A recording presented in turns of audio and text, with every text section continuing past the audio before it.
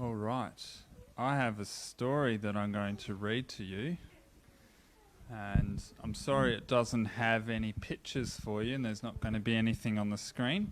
So you're just going to have to use your imagination, aren't you? Think about what the words are saying. All right. So this story is about it starts off talking about a young boy, even before he's born. His name was Hudson Taylor. Has anyone heard the name Hudson Taylor?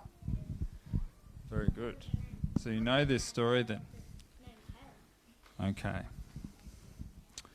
So Hudson Taylor was a boy. He was an answer to prayer. His father, James Taylor, wanted very much to be a missionary, but he couldn't. So he prayed that if he were ever to have a son, that the son might go out and spread the good news of Jesus Christ to many who had never heard it before. So on May 21, 1832, that's a very long time ago, isn't it? A son was born to James and Amelia Taylor in Yorkshire, England, and they named him Hudson.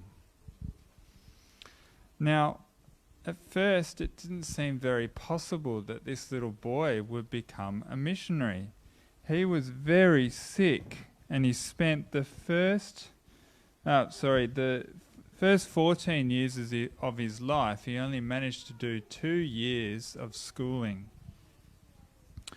But his father taught him at home, and he learned the Hebrew alphabet sitting on his father's lap by the age of 4.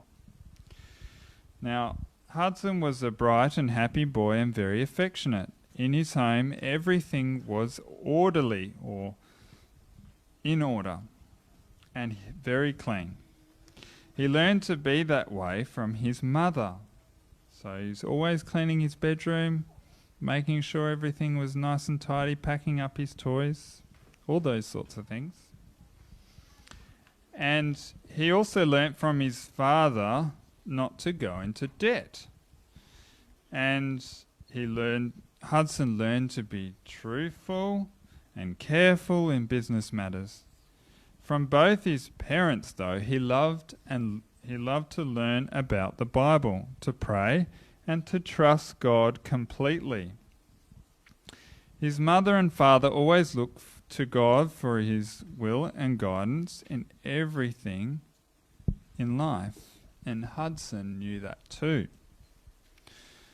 So Hudson's new birth, which is his baptism, and we just heard about a baptism, didn't we, was also an answer to prayer. Both his mother and sister had been in special prayer for his conversion. At 17, Hudson experienced the incredible joy and peace of new life with Christ. This helped to give Hudson the faith that God really answers prayers. And that was very important when he became a missionary. And where did he go? Does anyone know? He went to China. Yeah. And he started what's called the China Inland Mission. And he had to depend on God to supply all his needs. And he talked about God. When he talked about God, he usually called him Father. Hudson asked his Heavenly Father for workers. He asked him for funds. He asked him for strength to overcome all the hard things that happened when he was in work in China. And God heard him. The China Inland Mission grew so much that finally more missionaries went to China than any other agency, whether it be Catholic or Protestant. And tens of thousands, and I'm sure much more, in China heard the good news because Hudson Taylor inspired so many people to go out and tell others about Christ. So, how about you? Are you able to go and tell people about Jesus? You certainly can, and you don't have to go to China to do it, do you? You can just tell your friends. So will you...